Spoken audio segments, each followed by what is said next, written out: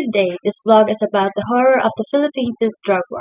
To begin with, let us talk about its author, Adrienne Arsenault. She is a Canadian journalist, presenter, and reporter who has served as CBC's news chief correspondent and the co-host of The National since November 2017. Some notable achievements were her coverage of the Ebola epidemic, which gave her an International Emmy in 2015, and her two Gemini Awards in 2008.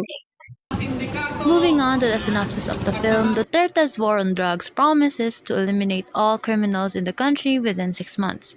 Drug pushers and addicts were considered to be part of this, as many fear that the country may become a narco state if the drug use won't stop. It was reported that 7,000 people got killed and 38,000 were put into jail by December 2016.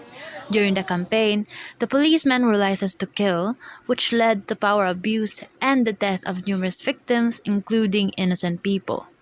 The victims were wrapped and suffocated on tapes with a pusher and addict sign left attached to them. There were news of police falsifying evidence to justify unlawful killings. Despite this, Duterte continues the anti-drug campaign, which led to people living in the slums to become prone to murder. Notwithstanding this injustice, the families of the victims chose to remain silent for the fear of being targeted by the police.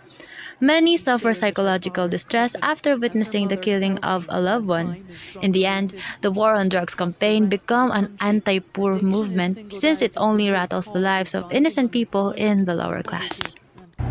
For our methodology, the group found the issue tackled in the film timely and relevant, as we can use the film as a reflection on the presidential term of Duterte.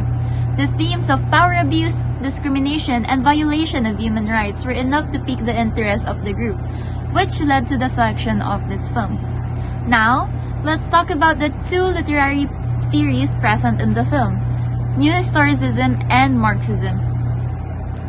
As we are talking about Philippine politics, it is important to provide context and factual history in order to understand the bigger picture and not get labeled something tasteful.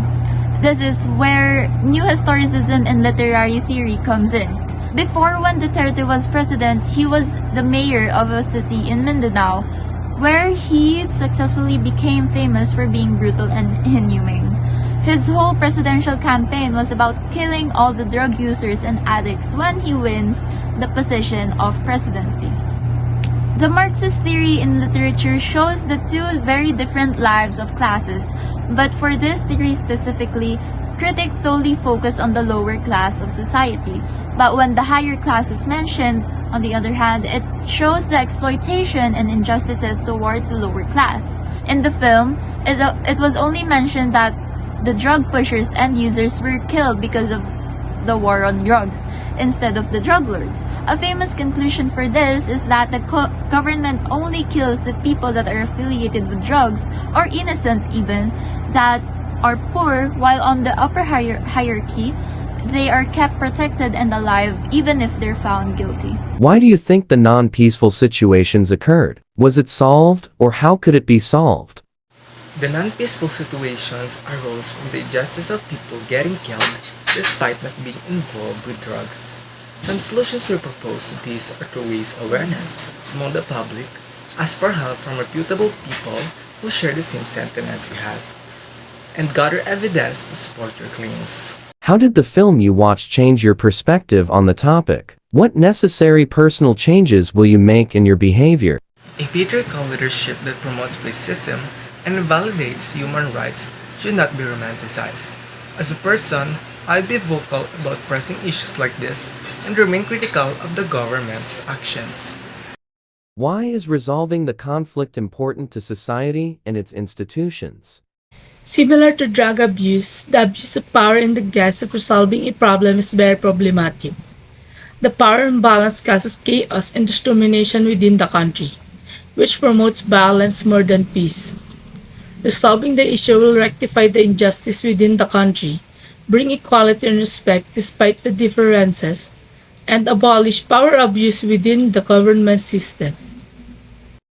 As a student, being educated about the matters discussed in the film is important. Why?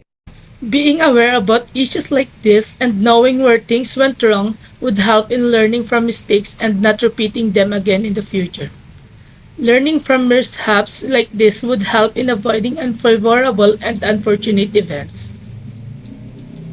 Wait, is your final stand on the film you've watched? Through the war on drugs was a direct solution to criminalization and drug abuse. After Duterte's presidency, there was a smaller criminal rate for sure, but they did not count the police killings of innocent people as crimes, as the innocent lower class citizens were now all drug users no matter how much they defend themselves. Which made me come to the conclusion that the war on drugs was only a friendlier name than the war on poverty, as the police and the government never committed the same inhumane things on citizens who might be drug lords and have a bigger affiliation with drugs that are in the higher hierarchy of society.